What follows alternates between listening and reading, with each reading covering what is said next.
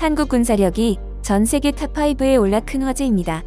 19일 미국 군사력 평가기관 글로벌 파이어파워가 발표한 2024 글로벌 파이어파워 보고서에 따르면 한국은 군사력 평가 지수에서 0.1416점을 받아 조사 대상국 145개국 가운데 5위에 올랐습니다. GFP 군사력 평가 지수는 0에 가까울수록 군사력이 강함을 의미합니다.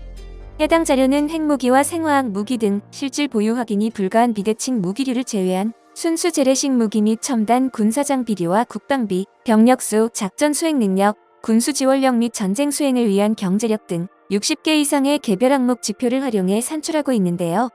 한국의 GFP 군사력 순위는 2013년 9위, 2014년 7위에 이어 2020년부터 지난해까지 6위를 유지해왔습니다. 그리고 올해는 2023년 6위보다 순위가 한 단계 더 상승한 것이죠. 군사력 1위 국가는 미국이었고 2위 러시아, 3위 중국, 4위 인도에 이어 6위는 영국, 7위는 일본입니다. 북한은 2019년 18위였으나 이후 순위가 계속 하락해 북한의 군사력은 지난해 34위로 떨어졌고 올해는 36위였습니다. 대한민국은 2024년 기준 병력 수치 약 48만 명의 거대 군사 강국입니다. 이번 2024년도 국방 예산을 2023년 본 예산과 대비하여 4.5% 증가한 59조 5,885억 원이 배정되었습니다. 또한 대한민국 육군의 기계화 전력과 포병 전력은 세계에서도 최고로 꼽힐 정도로 강력하고 국토 면적과 인구에 비해서도 매우 거대한 군사 규모를 자랑합니다. 이처럼 해외에서는 최고의 군사 강국으로 인정받지만 유독 국내에서는 겸손한 반응이 많습니다. 이는 한국 남성의 80% 이상이 군대 경험이 있어서 그만큼 군에 대한 관심이 높고 장점과 단점을 모두 간파하고 있기 때문입니다. 이와 관련해 최근 영국 군사 전문 채널에서는 한국은 어떻게 군사력을 확대했나라는 내용으로 방송해 해외에서 큰 반응을 얻었습니다. Billion with a B in new orders to the South Korean military complex in 2022 alone. And take note because more money is on the way. And do you know what this means? It means that what is set to be one of the largest NATO armies in Europe, if not the largest of all, will be largely and even mainly equipped with South Korean weapons. Why is Poland going to rebuild its armed forces with South Korean weapons? Well, there are four main reasons for this. The first, of course, is the speed of delivery. The South Koreans managed to deliver the first 10 K2 tanks and 24 K9 howitzers to Poland in record time. But how is it possible for South Korean industry to have such fast delivery times? Well, this is basically possible thanks to the fact that this country is a huge industrial powerhouse that also has a very active military sector, not least because it is constantly producing to meet the demand of the South Korean armed forces itself. Another advantage is their greater ease of finding supplies. To give an example, modern weapons are equipped with a lot of very complex systems that need a huge amount of chips. They basically turned themselves into a one-stop shop. The South Korean defense industry has strong and stable ties with its suppliers, including semiconductor manufacturers. That's the advantage of having a large industrial base. You have easier access to all kinds of components and supplies. This is one of the main reasons why Poland will almost certainly be able to receive 180 Korean-made K2 tanks and 212 K9 howitzers by the end of 2025 or early 2026. But wait a minute, Josh, didn't you tell us before about 1,000 tanks and almost 700 howitzers? Well, yes, well spotted. And here we come precisely to the second reason why buying arms from South Korea is much more attractive than from other major exporters. Do you understand what I mean? Well, the South Koreans are very flexible when it comes to authorizing the manufacture of their weapons abroad through licensing. Business is business.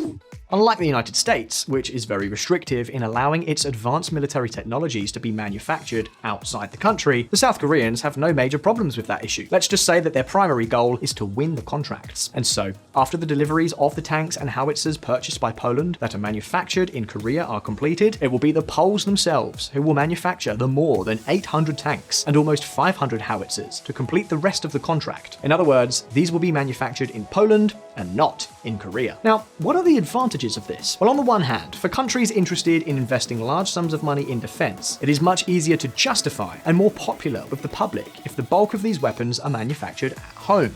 And then on the other hand, this also makes it faster to complete the production of the weapons, since they are not depending on a supplier in a distant country to produce them. So it's a win-win situation. Arms, jobs, and an industrial base for the buyer, and profits for the seller. Sounds pretty good, right? Well, If these two might already seem reason enough to understand the choices of countries such as Poland, the truth is that there is even more. I'm certain that many of you may be thinking that one of the reasons that weighs the most in the equation are the prices. And it is true, South Korean weapons are cheaper than those of other Western countries.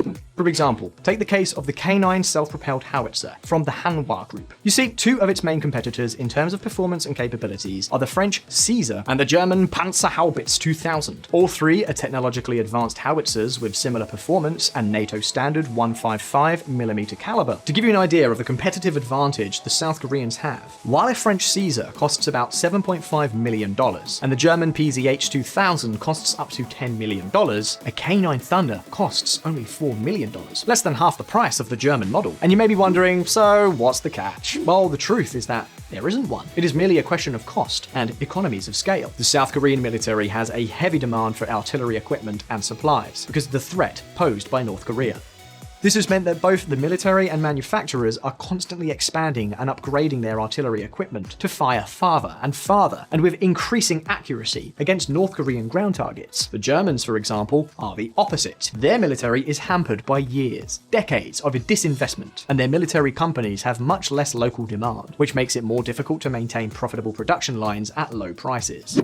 South Korean weapons have been modernized and have reached levels of sophistication and complexity that are already not far behind many of the best US weapons. For example, although it is far from the only equipment with a high level of sophistication, there is the case of the K239 Chunmoo multiple rocket launcher system. Those of you who support us on Patreon already know the many details about this impressive system because we told you about it in a recent weekly snapshot bulletin. The K239 Chunmoo has been dubbed by military specialists as the closest alternative to the US HIMARS. This equipment has become incredibly popular since the war in Ukraine. And take note, because the South Korean one is about 20% cheaper. The Chunmoo is a multiple rocket launcher system developed between the South Korean Agency for Defense Development and Hanwha Defense Company. This system makes it possible to launch rockets of different caliber, explosiveness, and penetration in the same load. Thanks to the fact that its launchers are divided into two independent capsules, it can operate in saturation mode, like a Russian Grad, or in precision mode, like the HIMARS, even in the same launch. In this way, the same system can clear large areas of the enemy line, or destroy specific targets with an accuracy of less than 10 meters, or 32 feet. In addition, Hanwha has developed a wide range of missiles of various caliber and range for this system. With a single charge, it can fire up to 40 131mm unguided rockets with a range of 36 kilometers, or 22 miles, in less than 1 minute. And if precision is desired, it can also fire 12 239mm guided rockets at a distance of between 160 and 200 kilometers. That's 100 to 124 miles, a distance that they hope to extend in the coming years. And these are just a couple of the options, because the system is much more versatile than HIMARS when it comes to choosing the type of rocket. The question is, will South Korea succeed in establishing itself as one of the 4, or perhaps even 3, largest arms exporters in the world? Will we see any of these promising weapons operating in more European countries? 여러분의 소중한 의견을 남겨주세요. 바쁘시더라도 구독과 좋아요 부탁드립니다. 지금까지 단골이시였습니다. 시청해주셔서 감사합니다.